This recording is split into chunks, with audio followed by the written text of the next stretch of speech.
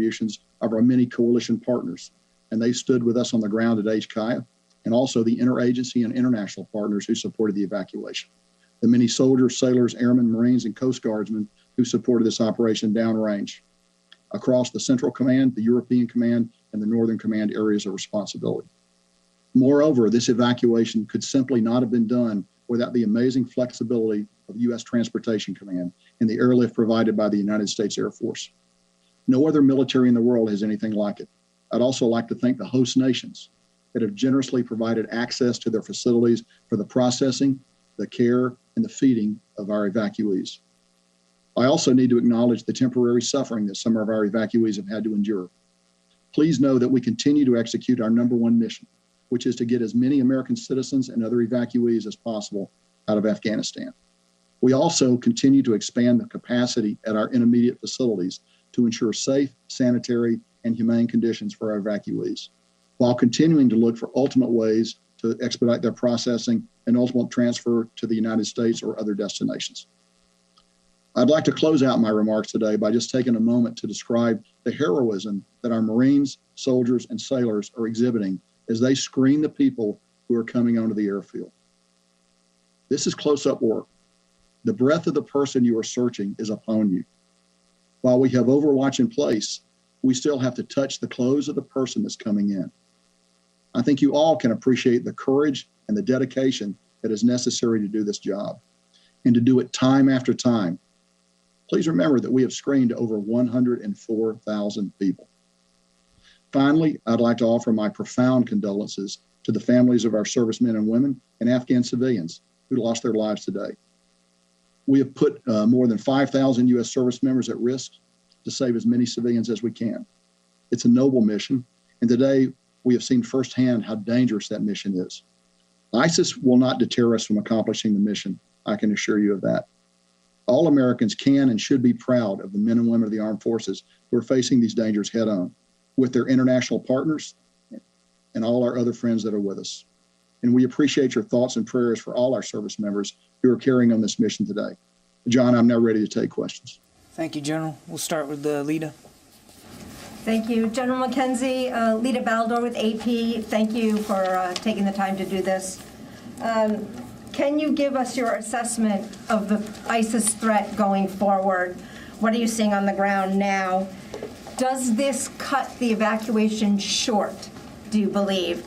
And are people able to get onto the airport now? And then finally, the president has warned that any attacks against the U.S. would be answered. Will this attack be answered militarily by the U.S.? So a number of questions there. Let me try to take them in order. So first of all, the threat from ISIS is extremely real. We've been talking about this for several days. We saw it actually manifest itself here in the last few hours with an actual attack. We believe it is their desire to continue those attacks, and we expect those attacks to continue. And we're doing everything we can to be prepared for those attacks. That includes reaching out to the Taliban, who are actually providing the outer security cordon around the airfield to make sure they know what we expect them to do to protect us. And we will continue to coordinate with them as they go forward. We are continuing to bring people onto the airfield. We just brought a number of buses aboard the airfield over the last couple of 3 hours. So we continue to process. We'll continue to flow people out. The plan is designed to operate while under stress and under attack, and we will continue to do that. We will coordinate very carefully to make sure that it's safe for American citizens to come to the airfield. If it's not, we'll tell them to hold, and then we'll work other ways to try to get them to the airfield. But I think our mission remains. We're still committed to flowing people out up until we terminate operations at some point, towards the end of the month. But I think we have the ability actually to do all of those things as we go forward. Let me just come back one moment. And you talked about going after ISIS. Yes, if we can find who's associated with this, we will go after them. We've been clear all along that we're going to retain the right to operate against ISIS in Afghanistan. And we are working very hard right now to determine attribution, to determine who is associated with this cowardly attack. And we're prepared to take action against them. 24/7, we are looking for them. David. General David Martin with CBS. 27 casualties is a terrible number. 12 dead. Could you explain about the circumstances of these attacks which resulted in such high casualties for the U.S.? Sure, David. So first of all, you will understand that we're still investigating the exact circumstances. But what I can tell you is this. The attack occurred at a gate. And at a gate, we have to check people before they get onto the airfield. We have to ensure they're not carrying a bomb or any other kind of weapon that could ultimately make its way onto an aircraft. So that requires physical screening. You can't do that with standoff. You ultimately have to get very close to that person. So while the air base itself is surrounded with T-walls, we're well bunkered in. We've done a variety of things to protect ourselves. At these interface points, these gates where people actually come on the airfield, there's no substitute for a young man or woman, a young United States man or woman, standing up there conducting a search of that person before we let them on.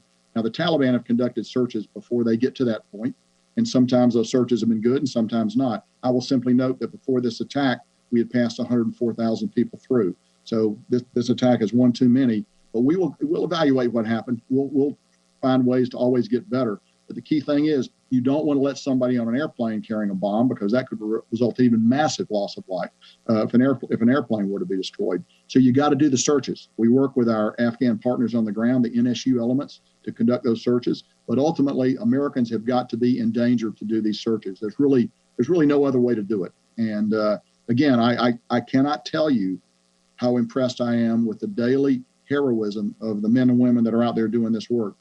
Typically soldiers, sailors, and Marines that are doing that work. And they're right up close to thousands of people that are flowing through the airfield. You've all seen the images. And to be able to get up and do it day after day, it's remarkable.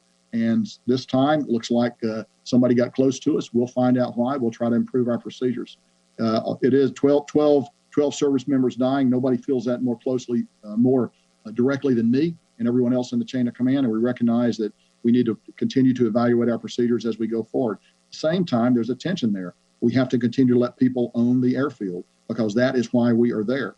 We're not there to defend ourselves. We're there to defend ourselves while we process American citizens first, but also the other categories of people that I've mentioned, get them to a place where we can fly them out into a safer, better future. So just to be clear, this suicide bomber was going through the gate, being searched, checked by U.S. service members when he detonated his vest?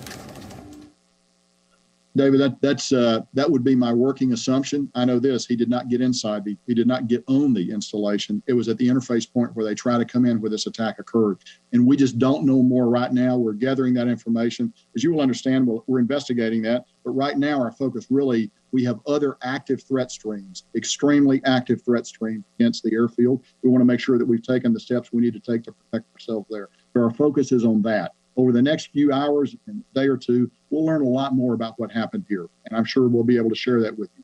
But right now, our focus is actually going forward, ensuring that another attack of this nature does not occur. Because as you know, typically the pattern is multiple attacks. And we want to be prepared and be ready to defend against that.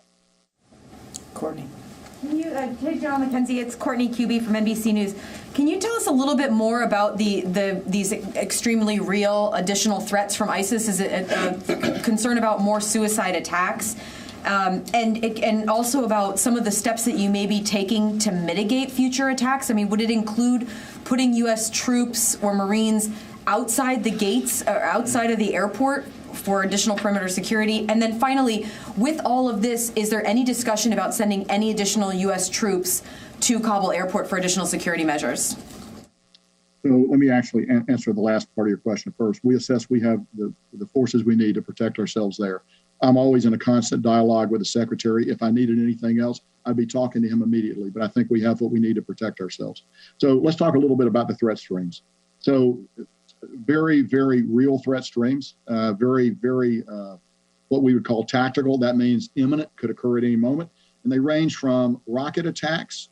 We know that they would like to lob a rocket in there if they could. Now, we actually have pretty good protection against that. We have our anti-rocket and mortar system, the gun systems that those of you who've been out there are very familiar with, that are pretty effective against these kinds of attack. We are well positioned around the boundary of the airfield, and we feel that we would be in good shape should that kind of attack occur. We also know they aim to get a vehicle-borne suicide attack in if they can, from a small vehicle to a large vehicle. They're working all those options. And then we've just seen their ability to deliver a walk-in, a vest-wearing suicide attacker. All of those things we look at. Now, the other thing we do is we share versions of this information with the Taliban so that they can actually do some searching out there for us. And we believe that some attacks have been thwarted by them. Again, we've been doing this we've been doing this since the 14th. This is an attack that's been carried out. We believe it's possible that others have been thwarted. We cut down the information we give the Taliban. They don't get the full range of information we have, but we give them enough to act in time and space to try to prevent these attacks. The other thing we try to do is we try to push out the boundary even further so that we don't get large crowds massing at the gate. Clearly, at Abbey Gate today, we had a larger crowd there than we would like, which goes to show you that the system is not perfect. But we have gained large elements of standoff at other gates, and we want to keep that kind of standoff in place. As you know, standoff for attacks like this is always the best defense. Unfortunately, we just don't have the opportunity, given the geography of the ground that we're on, to always gain that kind of standoff. So let me close up your question by saying we take the threat of these attacks very seriously. We're working them very hard. We're doing a variety of things. We got, as you know, we have AH-64 attack helicopters on the ground that we're flying to take a look. They have very good thermal and optical imaging systems. We got aircraft overhead that also have very good imaging systems. We have unmanned aircraft, MQ-9s, that have the ability to look. All of these systems are being applied in defense of the airfield, all of them on a continual basis, all of them vectored by the intelligence that we receive, and then we also use the Taliban as a tool to protect us as much as possible. I'm going to go to the phone, so I haven't done that yet. Alex Horton, Washington Post.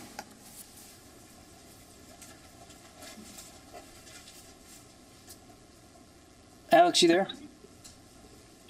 Yep, just unmuting. Hey, General, this is Alex Horton with the Washington Post. Thanks for doing this. Can you give us a sense of where you are in casualty notification for these folks on the ground? How long you expect it to take, given that it's a large number? And also, can you tell us a little bit about, how the forces have reacted? You said that you introduced a little, probably more standoff at this point, but what are other measures you're taking to increase security after the attack? Sure. So I would actually defer you to the services for notification of casualties. That's a function that the services provide. And I believe that process is ongoing, but I do not have visibility on it. My visibility is fully forward against the day-to-day practical threat that we face in the theater. But there are other people who can probably then answer that question for you. I'm just not that person, Alex. So in terms of practical things that we're doing, okay, again, we've reached out to the Taliban. We've told them you need to continue to push out the security perimeter. We've identified some roads that we would like for them to close. They've identified that they will be willing to close those roads because we assess the threat of a suicide-borne vehicle threat is high right now.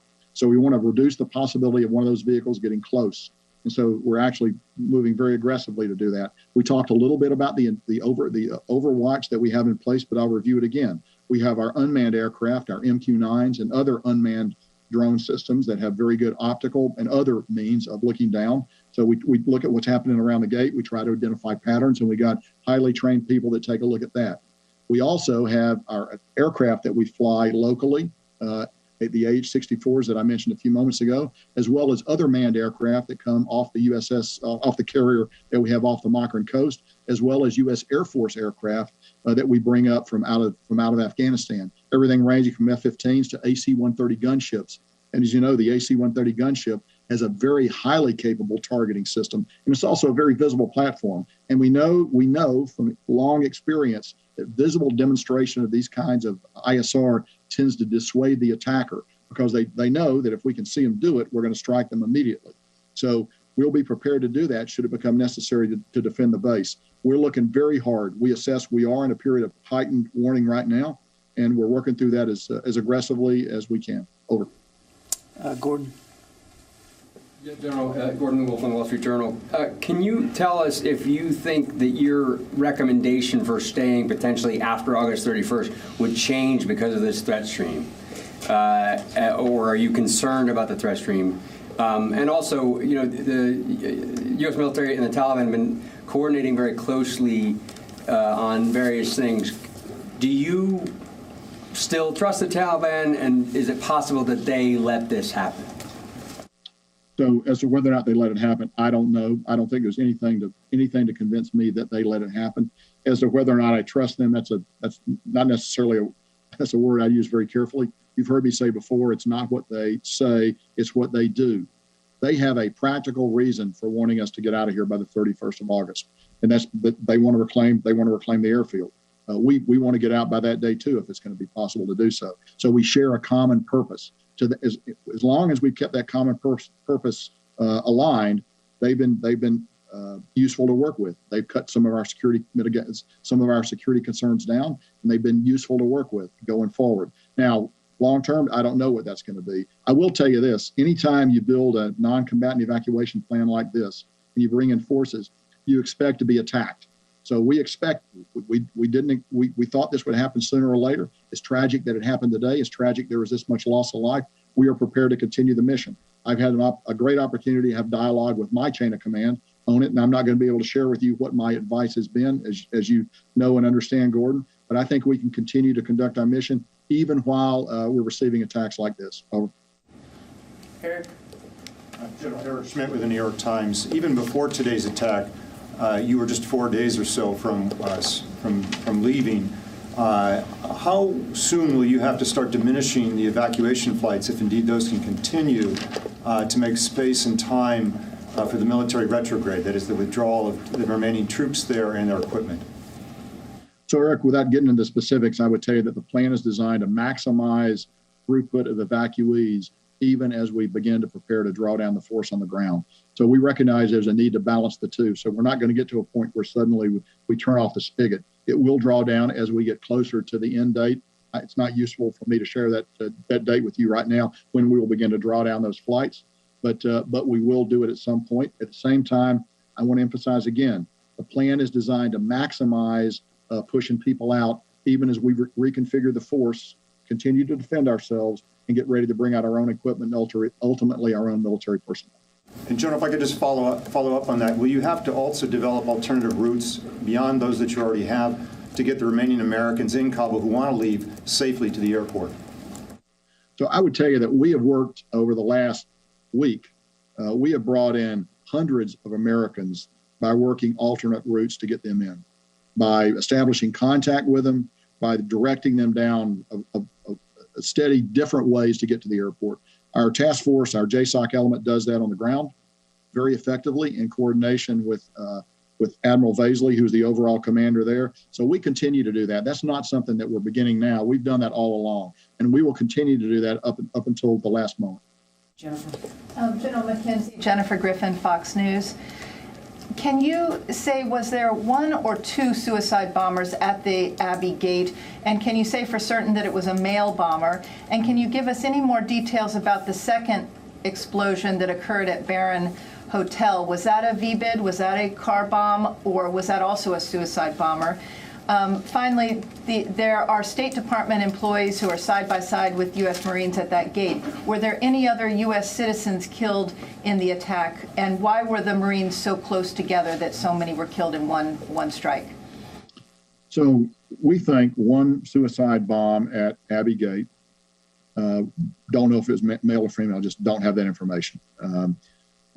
Don't know much about the second bomb, except one went off in the vicinity of the Barron Hotel, which, as you're aware, is a deeply bunkered structure. And as far as I know, there were no UK military casualties as a result of that. There may have been Afghan casualties, and I'm sure there were Afghan casualties. But it will take us a little bit of time to actually learn how many Afghans became casualties. We took some of them on board the installation. Many of them were taken to hospitals out in town. So what I see is what I get on open source reporting about the nature of those casualties. But we're trying to gather more information about it. So the last point, I would tell you, I don't know the size of the bomb, and the size of the bomb is directly related to how many people are going to be affected by the blast radius of the weapon. We are going to investigate that.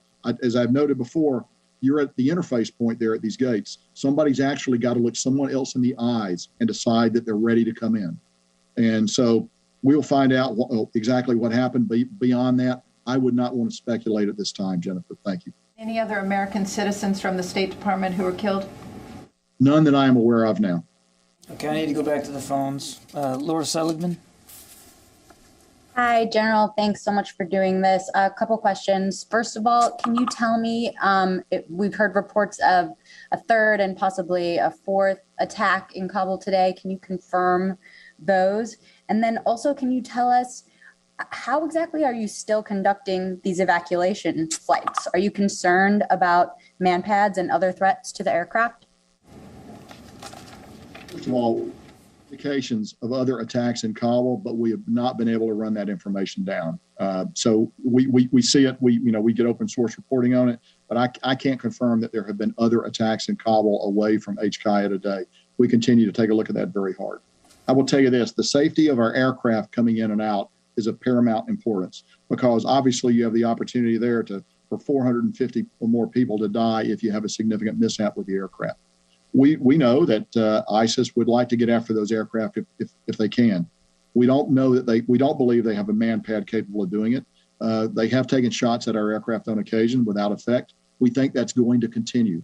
But as you know, military aircraft have a variety of self-defense systems. What's more vulnerable actually are the charter aircraft and other aircraft that are coming in that do not have those systems. So with our ISR, we look very carefully at the approach pattern and the departure pattern off that runway to see to see if we see any sign of something that might pose a threat to aircraft. That's one of the things that we look at religiously throughout the day and throughout the night as we conduct operations. Because really, the aircraft, the only way we're going to get people out of there.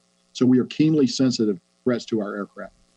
Okay, we're going to take one more question. I'm sorry, guys, we got to keep moving. We're going to take one more question and then give the general a chance to close out. Idris? Sure, General, I know it's still early, but at this moment in time, how do you believe the suicide bombers made it through several checkpoints, whether it was Taliban or Afghan forces, to the Marines? Do you believe it was a failure, or they were able to somehow evade them and make it to the Marines? Well, clearly, if they were able to get up to the Marines at the screening at the entry point of the base, there's a failure somewhere. It was a failure by, the Taliban operate with varying degrees of competence. Some of those guys are very scrupulously good. Some of them are not. I just don't know the answer to that question. But we will. You can be assured we're going to continue to take a look at it and try to make all our practices better as we go forward. Okay, General, sir, we're going to let the general close out. General, sir, for any closing thoughts you might have, sir. Hey, John, thanks. Again, I would just like to say today's a hard day, but the thing I come back to is the remarkable professionalism that the force on the ground is showing. As I've noted before, ultimately at these screening points in particular, you've got to get very up close and personal to the people that you're bringing out. There's no way to do that safely from a distance. And we should all just bear in mind that we've been doing it for well over a week. We brought 104,000 people out. That's a tremendous number of contacts that every individual Marine.